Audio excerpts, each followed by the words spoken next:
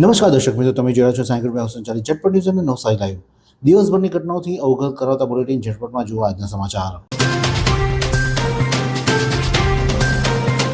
નવસારી જિલ્લા ભારતીય જનતા પાર્ટી દ્વારા 4036 કુપોષિત બાળકોને સુપોષિત બનાવવા માટેનું અભિયાન શરૂ કરવામાં આવ્યું છે. નવસારી જિલ્લા ભારતીય જનતા પાર્ટી દ્વારા નવસારી જિલ્લામાં કુપોષણ સામે મહત્વપૂર્ણ પહેલ હાથ ધરવામાં આવી છે. દેશના યશસ્વી વડાપ્રધાન નરેન્દ્ર મોદી નવસારી જિલ્લાની મુલાકાતે પૂર્વે 4036 કુપોષિત બાળકોને સુપોષિત બનાવવાના સંકલ્પ સાથે આ અભિયાનનો પ્રારંભ કરવામાં આવ્યો છે. નવસારીના સાંસદ અને કેન્દ્રીય જળશક્તિ મંત્રી સી.આર. પાટીલના હસ્તે આજ રોજ બીઆર ફાર્મ ખાતે આ કાર્યક્રમ યોજવામાં આવ્યો હતો અને જેમાં અનેક મહાનુભાવો પણ ખાસ ઉપસ્થિત રહ્યા હતા.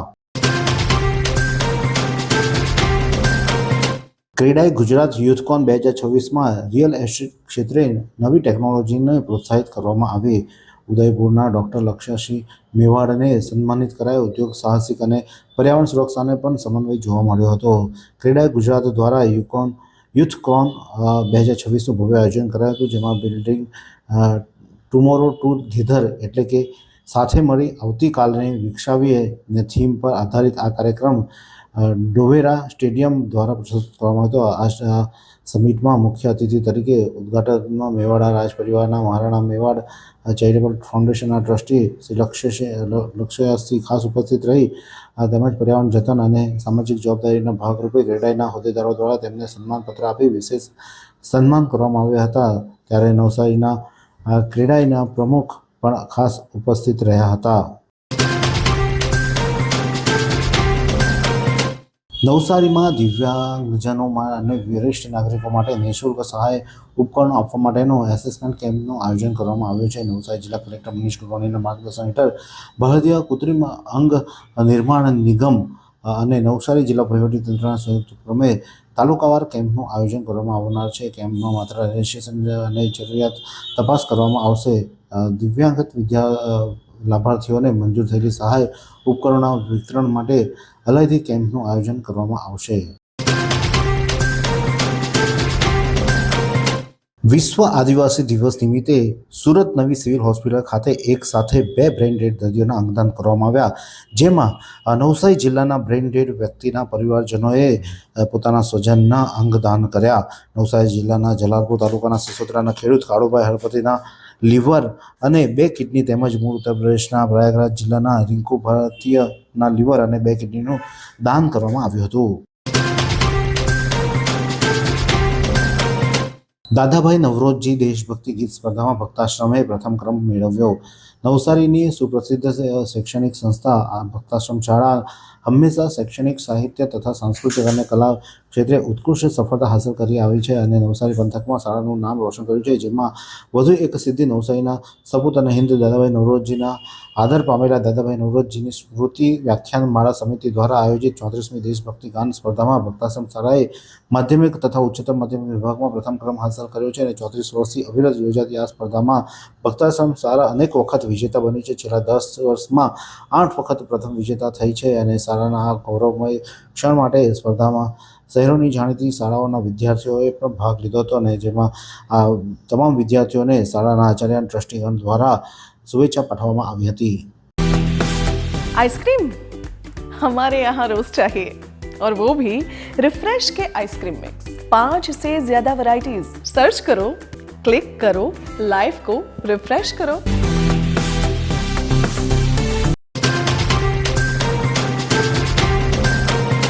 નવસારીના તીગરા ગામ ખાતે શાળાની બાજુમાં રહેતા એક આધેડે ગળે ફાંસો ખાઈ આત્મહત્યા કરી લીધી છે.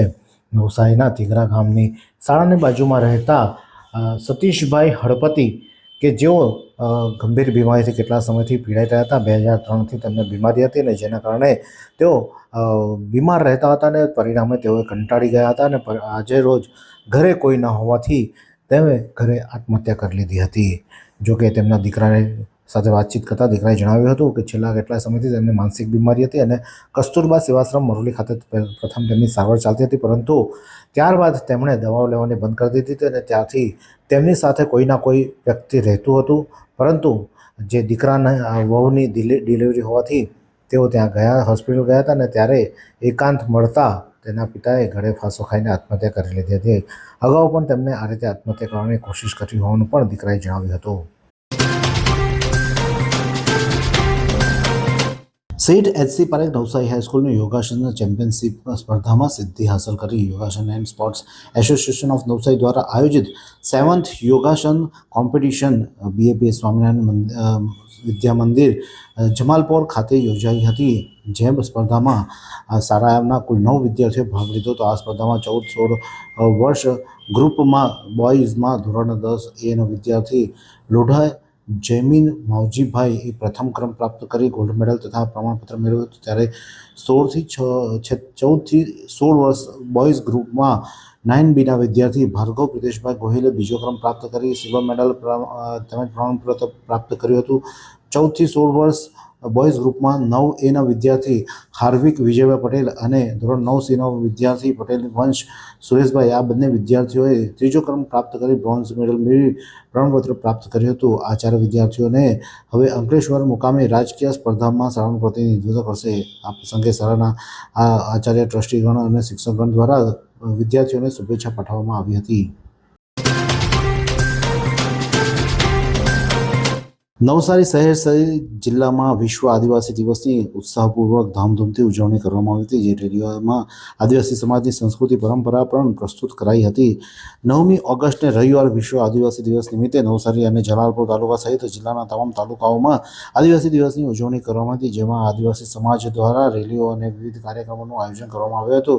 નવસારી ખાતે યોજાયેલી આદિવાસી સમાજની રેલીમાં મોટી સંખ્યામાં જોડાયેલા લોકોએ જય આદિવાસીના નાદ સાથે આકાશ ગુંજવ્યું હતું.